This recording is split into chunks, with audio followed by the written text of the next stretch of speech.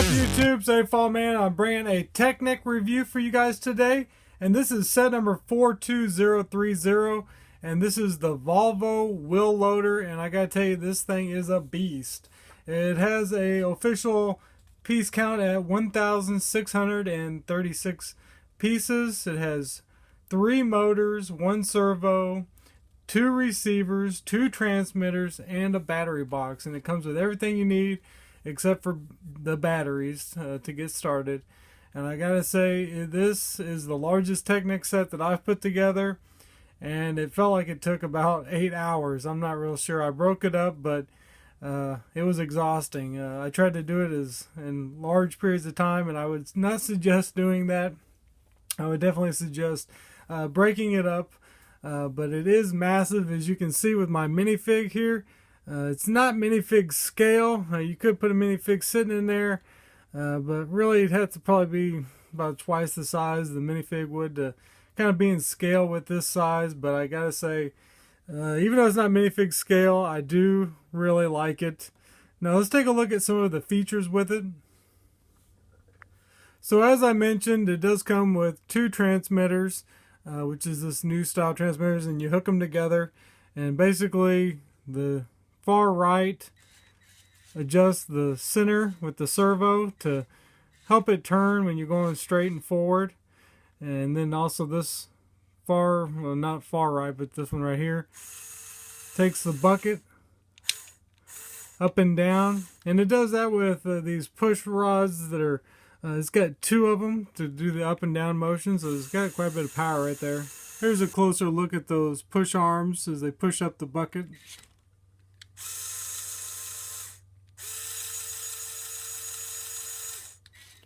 And there's one of those on both sides.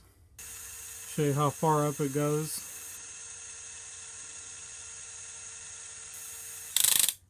So when you get to the top of the extension, it obviously does grind on the little gears there. Now the controls on the far left are the forward and back. So you can just down and go back, forward. And then this one here controls the pitch of the bucket.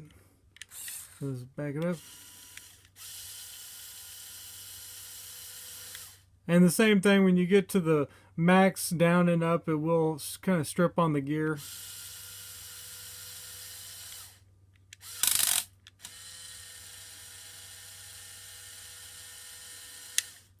It does work pretty good. Now it does have front and rear differentials. That way not all 4 wheels are locked in when you're going in direction. So when you lift it up, as you can see here, it's not going to move those 2 that are on the ground. It's going to go with the ones that are free, which is handy because if you ever seen a vehicle and all wheel 4 locked in and it tries to corner, it usually hops and skips because the wheels are going to be turning at different speeds around corners. So that's a handy thing to have too. Here's a closer look at those differentials. I'll open it up a little bit here just so you can see it inside there.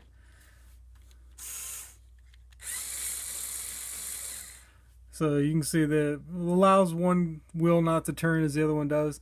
And this is another reason why you would not want to mess around with this in dirt and gravel, because this could easily get stuff in it, and then it would cause you many troubles because all these gears are just plastic, and it won't take long for them, if they got something in there like a rock or something, dirt, to completely mess up. I also wanted to show you that it's kind of built in the back, so it kind of has a little play left and right with the wheelbase, the axles, so that when it's crawling over something. Now the front doesn't have that play, but it's the same thing. It helps whenever you're going over something large, because the whole thing just pushes to keep all 4 wheels on the ground. Which anybody who's familiar with 4-wheel drives and off-roading vehicles, you want to keep all 4 on the ground as much as possible. And right here on the back is where you have access to your battery pack, which is down here. Basically just pop off this piece right here, and then you can get your battery pack out and replace the batteries. This is where everything comes to plug into the receivers. And then your motor, you do have a 6-cylinder green motor in there, which does have power. I'll get a better angle of it here, show you.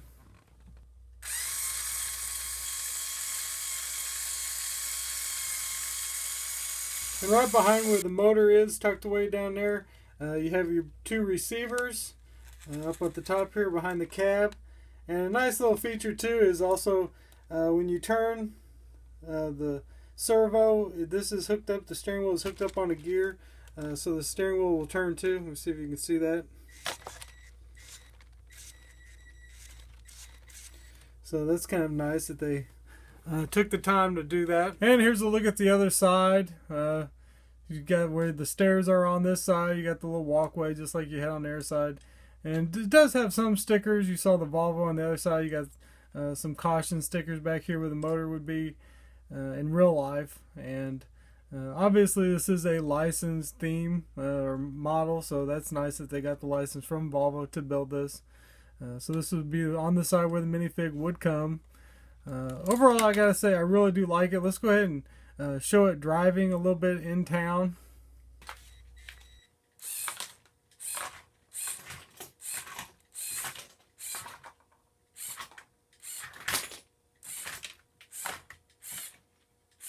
Now my final thoughts on this set, guys, like I said, I really do like it.